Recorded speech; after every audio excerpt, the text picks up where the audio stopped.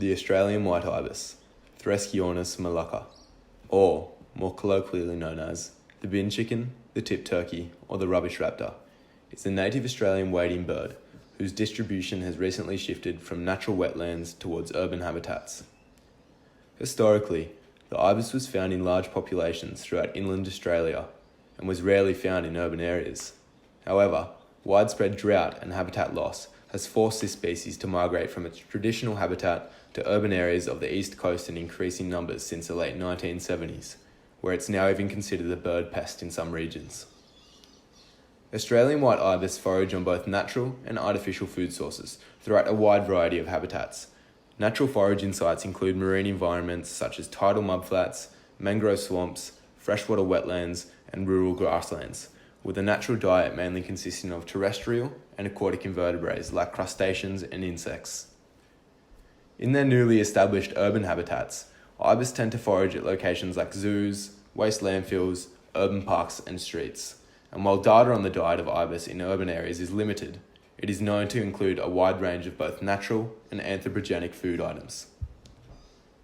Very few studies have compared differences in the foraging behaviours across the range of habitats occupied by ibis, and no studies have investigated the relative qualities of these habitats in relation to foraging opportunities.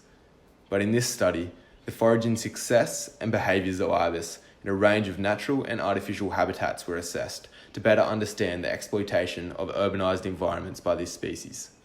Additionally, the foraging behaviours and techniques of ibis were also investigated with a view of increasing knowledge of the feeding ecology of this species. So all data was collected in the Sydney Basin region of New South Wales, Australia. Our data collection involved monitoring the foraging behaviour of ibises. We collected all data using iPhone cameras from greater than 15 metres away to avoid scaring them. We conducted observations across 4 habitat types: urban street, urban park, wetland, and rural park. Firstly, we looked at what type of foraging behaviour occurred. For the purpose of the experiment, we defined 2 types: natural foraging and scavenging. Natural foraging was where the ibises went along normally and just pecked at the ground. Scavenging was when ibises found food in non-natural sources, such as from bins or just rubbish left in the streets. The second variable that we looked at was the success or the failure of each time the ibis put its head down to the ground to look for food. We defined success as when the ibis jerks its head back and has a distinctive swallowing motion. And we defined failure as when it puts its head down, looks for food, and gets back up and doesn't swallow.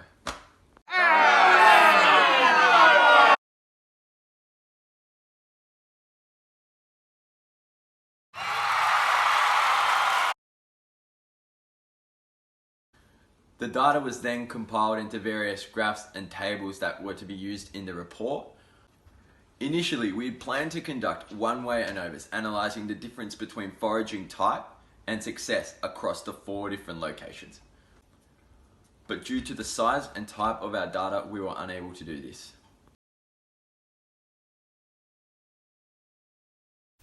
So basically, the ibis preferred to forage rather than scavenge throughout the rural-urban gradient. These birds would rather stick to their natural ways, but attempt to scavenge if there's not enough food readily available. Since there are fewer creatures to prey upon in the urban street habitat, a higher proportion of these birds resorted to scavenging from bins in comparison to the other areas. However, more birds in this environment still preferred to forage rather than scavenge. In the rural park environment, the birds much preferred to catch their own food since there were more insects and worms present. The data supported our first hypothesis in that the ibis scavenge more in urban environments than in rural environments. However, the data disproved our second hypothesis that generally, ibis preferred to scavenge rather than forage. While in urban parks, the ibis has a considerably higher rate of failure when foraging for food. Surprisingly, the ibis spent over 97.5% of its time foraging for food, while only roughly 7% of the time was spent actually eating. Previous studies also noted that the ibis spends a significant portion of its time fossicking for its food to no avail. However, It is interesting to note that when scavenging in the wetland areas, the ibis had a 100% success rate, while it only had a scavenging success of roughly 33% when in urban parks. This goes against the assumption that, in urban areas dominated by humans, there would be significantly more scraps from which the ibis would scavenge. Instead, the ibis spent more time scavenging for food in the wetland than it did scavenging in the urban park. There was also variation in the foraging success of the ibis when studying its behaviour in the wetland areas compared to the urban park. The foraging success excelled toward a third of the total time foraging.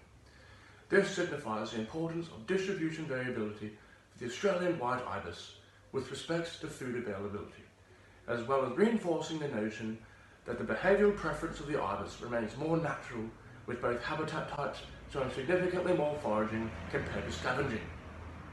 In the presence of grassy areas, the ibis would rather forage for its natural diet, showing little affiliation with urban food sources such as bins. In a wetland setting, the ibis much preferred foraging due to more insects and earthworms available. This disproves a hypothesis showing that the Australian white ibis in fact prefers a more natural diet, even when in an urban setting from which food scraps are more readily available.